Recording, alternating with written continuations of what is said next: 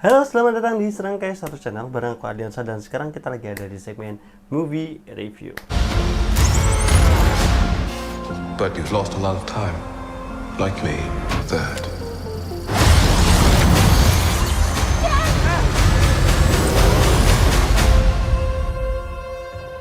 Who are you? I'm the man who can give you the one thing you want. What's that? Time.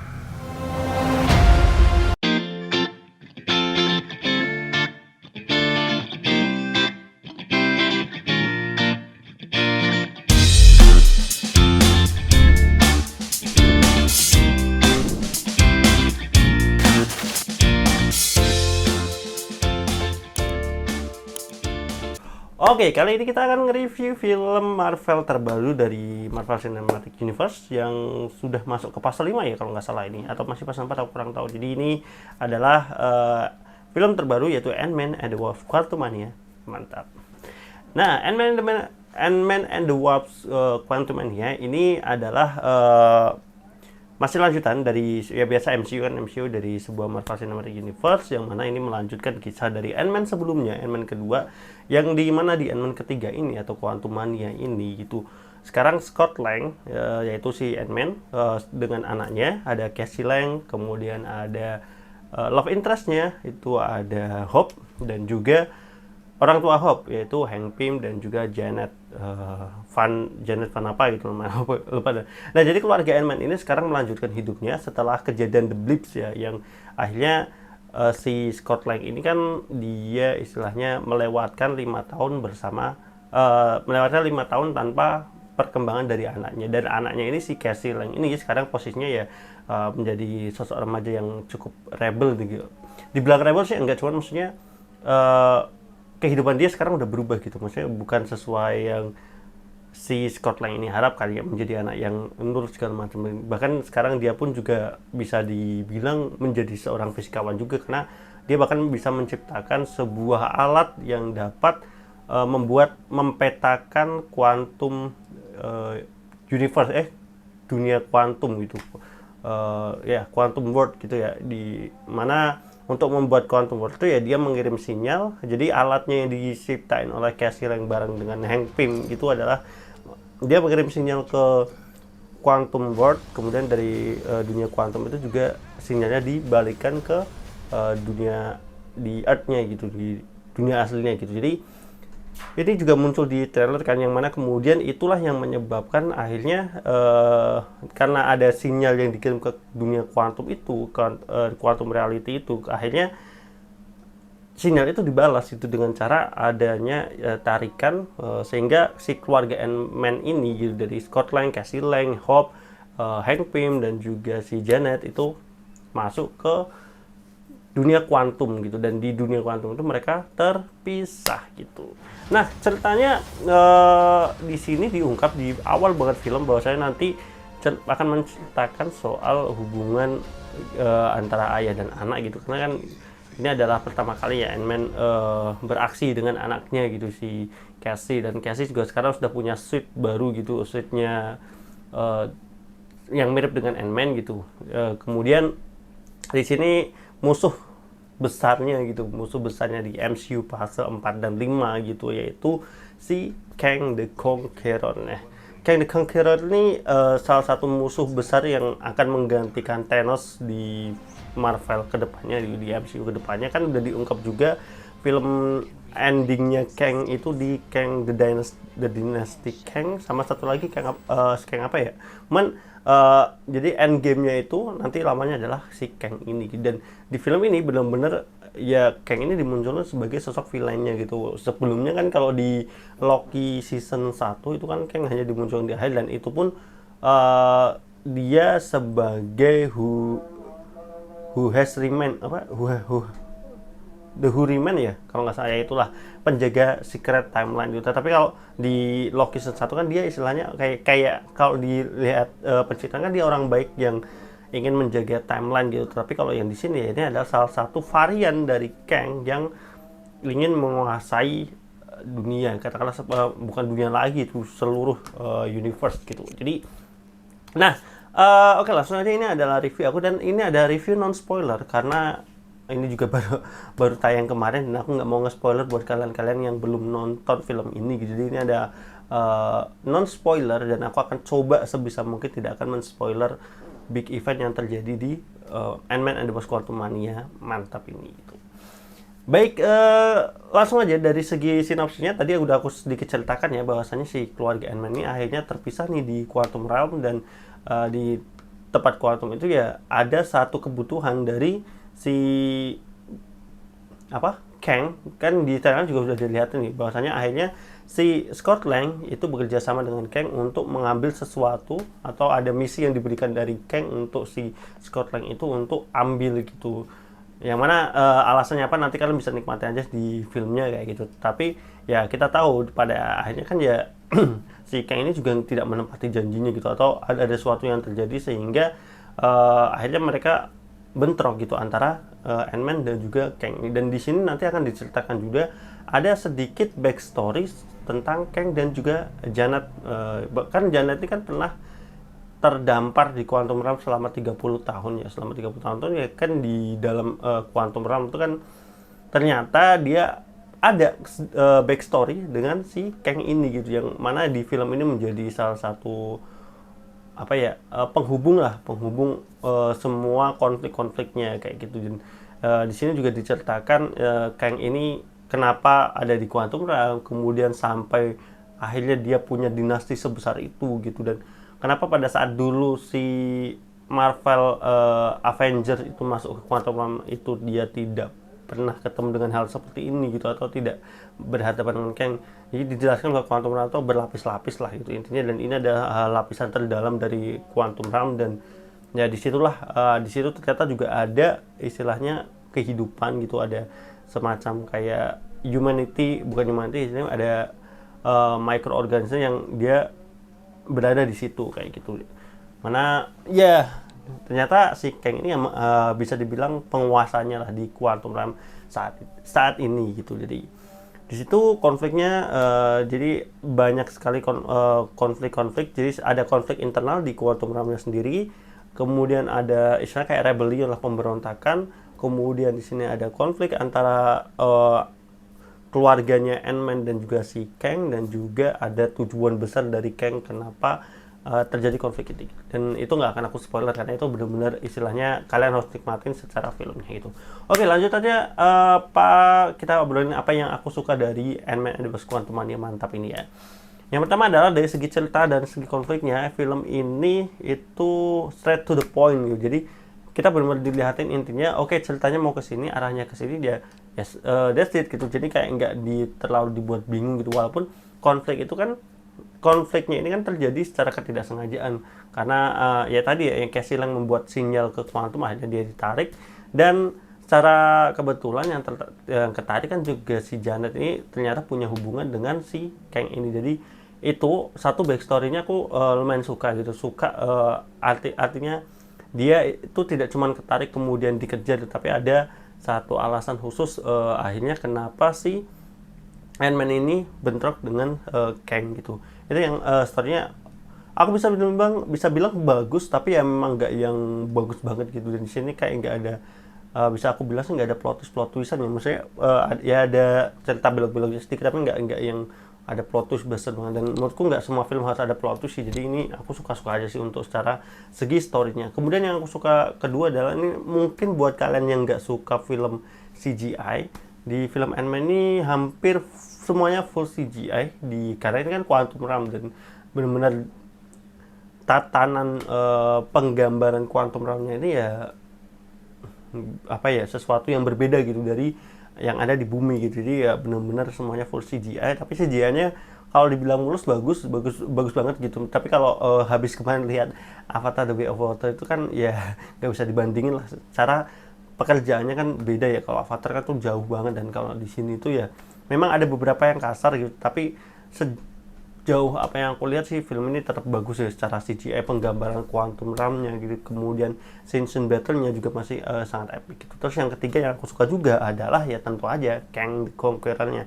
Menurutku awalnya aku masih meragukan siapakah Kang ini bisa menggantikan Thanos di MCU, seberapa ngerinya Kang akan menggantikan Thanos gitu. Tapi dari sini si aktornya gitu yang memerankan Kang menurutku benar-benar bisa memberikan nyawa gitu untuk Kang itu sendiri.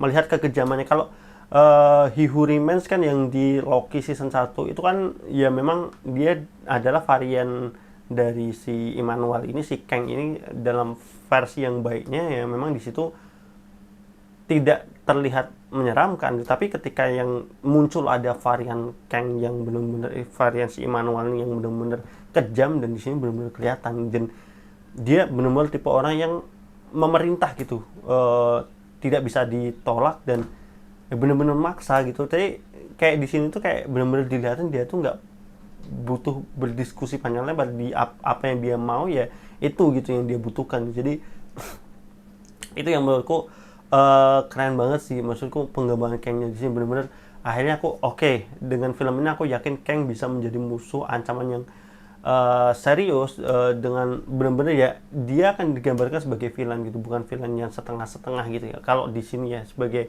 salah satu varian dari Kang sendiri gitu, sebagai Kang the Conqueror-nya, itu yang aku suka banget di film ini. Terus yang berikutnya mungkin aku suka ya beberapa acting dari keluarga Ant-Man ya, tapi nggak semuanya, karena nanti ada satu aktor di keluarga Ant-Man yang aku nggak suka banget di film ini gitu. Yang pertama adalah dari segi acting yang aku suka ya tentu aja dari Scott Lang-nya, kemudian dari Janet Scott Lang, Janet Hope, dan juga si Hank Pym-nya ya. Tapi aku lebih menyoroti ke aktornya Scott Lang dan juga Janet sih. Maksudnya Scott Lang utamanya ya, gimana ekspresi dia pada saat dia bertarung dengan si Kang gitu, itu menurutku bagus sih secara acting dan lain-lain. Itu ya karena ini juga udah bukan film pertamanya di Avengers, juga di Marvel MCU, jadi itu sangat meyakinkan dan aku suka juga. Scoring musiknya overall aku suka banget gitu, penceritaan segala macam, konklusi di endingnya nanti kita bicara sedikit terkait ending, tapi tetap aku akan non spoiler terkait ini gitu. Dan penyelesaian cerita filmnya itu juga salah satu yang cukup baik untuk di film akhir Marvel di akhir-akhir ini, karena beberapa Marvel belakangan kan agak menurun ya secara kualitas dari apa yang aku lihat kayak gitu. Oke, ya kalau lanjut dari apa yang nggak aku suka, yang pertama aktor aktor dari Cassie Lang, siapa aku lupa dan namanya, pemain Catherine Newton ya, ya pemain aktornya dari Cassie Lang yang meranin sebagai anaknya si Scott Lang, anaknya Ant-Man gitu. Ini tuh kayak jadi itu kalau kalian ngikutin Tara Arts tuh sering banget bilang kalau film Detektif Pikachu itu pemeran ceweknya itu nggak bisa acting, dan di sini aku baru ngeh gitu Pak. Pas Detektif Pikachu aku nggak ngeh gitu karena terarahkan ke Pokemon yang lucu banget di situ gitu. Tapi kalau di sini kan pemerannya sama ya, si perempuannya ini ya, Newton ini ya sebagai Cassie Lang, dan bener-bener aku nggak tahu ya, menurutku salah cast atau gimana ya, menurutku actingnya bener-bener bikin ekspresi apa ya, emosi yang mau ditonjol di film ini nggak keluar gitu. Hubungan ayah anaknya itu nggak dapet satu hubungan ayah anaknya gitu. Dia itu kayak nggak bisa menggambarkan kesan takut, kesan ngeri, dan kesan yang harusnya itu dramatis kayak gitu. Jadi ekspresinya itu kayak bener-bener kayak remaja, orang ancaman sebesar itu tapi dia masih bisa kayak ekspresinya kayak datar, terus kayak senyum-senyum sendiri, senyum-senyum dikit gitu, terus kayak nggak bisa ngikutin situasi gitu, kayak out of place aja gitu, kayak ya kayak apa ya, kayak remaja-remaja rebel aja gitu. Maksudnya kalau remaja-remaja rebel kan ada turning point yang akhirnya dia menjadi benar gitu, kata seperti itu. Ya kalau di sini kan turning pointnya ya ketika dia dihadapkan pada situasi yang mencekam, ketemu Kang yang sangat mengerikan seperti itu. Tapi di sini malah aktingnya datar banget gitu, jadi aku nggak suka, jujur ini salah satu cast yang aku nggak suka di MCU gitu, dari si Cassie Lang-nya ini gitu. Jadi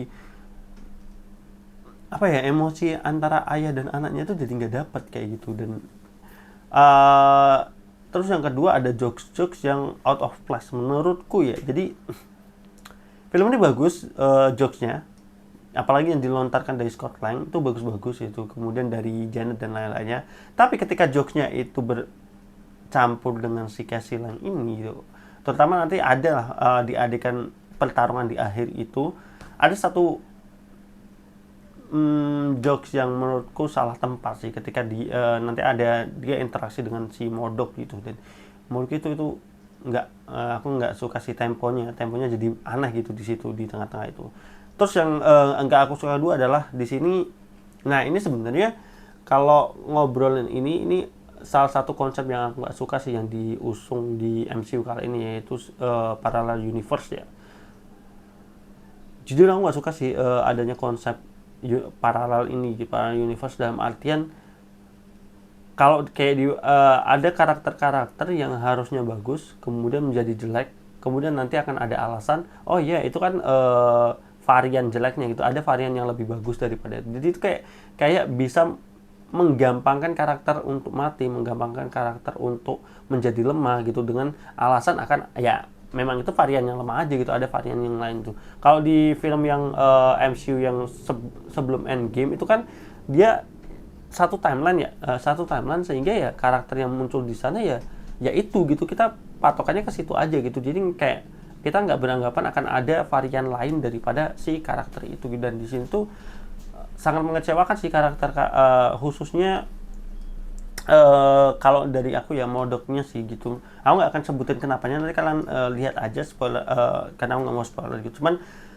karakter di sini sangat mengecewakan sih.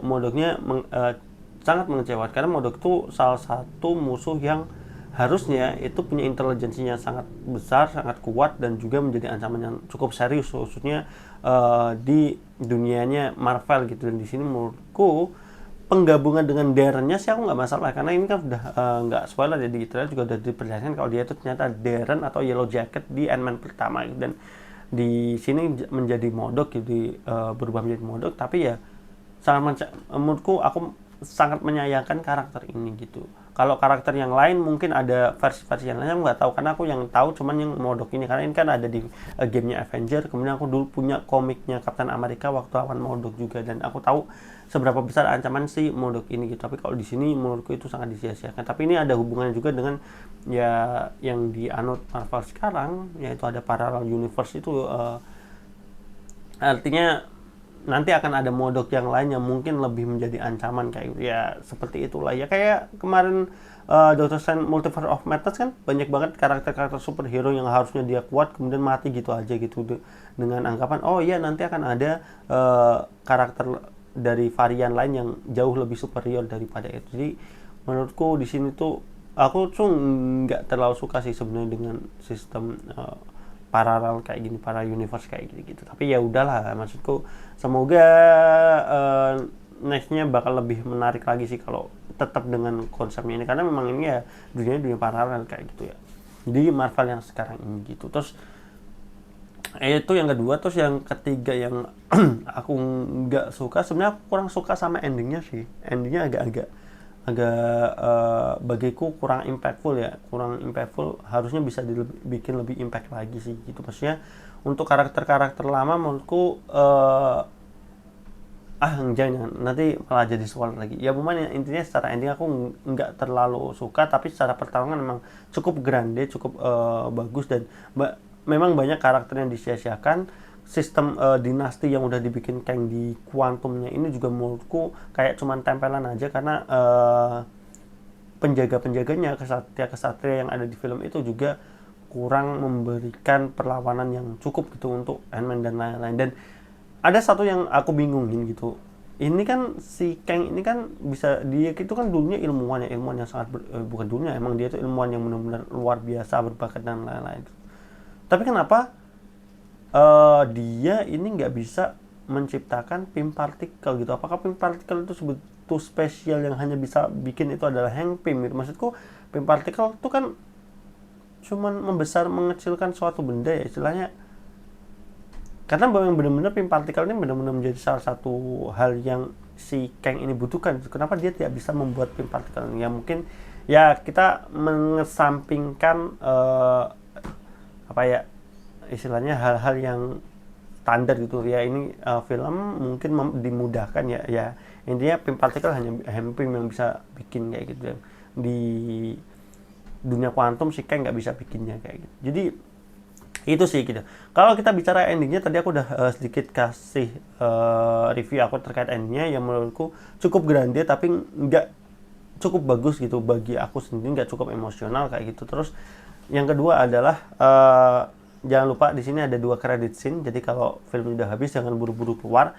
Ada mid credit scene. Mid credit scene ini adalah salah satu yang cukup penting untuk kedepannya, Marvel kedepannya gitu. Jadi kalian tonton aja di mid credit. Kemudian di after credit scene-nya, di setelah tulisan-tulisan itu selesai, itu akan ada sedikit cuplikan terkait film Loki season kedua gitu. Jadi kalau ini nggak sebenarnya nggak apa-apa lah ya, spoiler dikit lah terkait Loki season 2 kayak gitu. Jadi mungkin kalau final score dari aku untuk Ant-Man and the Wasp Quantumania mantap ini aku kasih di 7,8 aja kali ya, 7,8/10 gitu. Menurutku ini salah satu film ini pas 4 apa udah masuk fase 5 ya, mungkin masih fase 4 kali ya. Ini intinya film MCU after Endgame yang menurutku masih cukup worth it, cukup bagus untuk tonton, tapi memang nggak bener-bener bagus gitu. Aku masih, kalau di secara konfliknya aku lebih suka Black Panther, Wakanda Forever segala macam karena benar-benar internal gitu di sini. Tapi memang kekuatan utama film ini ya dari Kang-nya itu sendiri yang bisa memberikan nyawa untuk film ini gitu. Selebihnya masih banyak kekurangan, khususnya untuk aktor pemerannya dari Casey Lang. Semoga di film berikutnya gitu dia bisa lebih improve lagi secara acting dan bisa memberikan warna untuk Marvel itu sendiri kayak itu. Mungkin itu aja dari aku, Ardiansa. Sampai ketemu di video berikutnya. Jangan lupa like, comment, dan subscribe untuk dukung channel ini di Serangkai South Channel, dan nantikan video berikutnya, video lainnya baik itu Serangkai review ataupun Serangkai opini dan lain-lain. Aku Ardiansa, sampai jumpa di video berikutnya. Bye bye.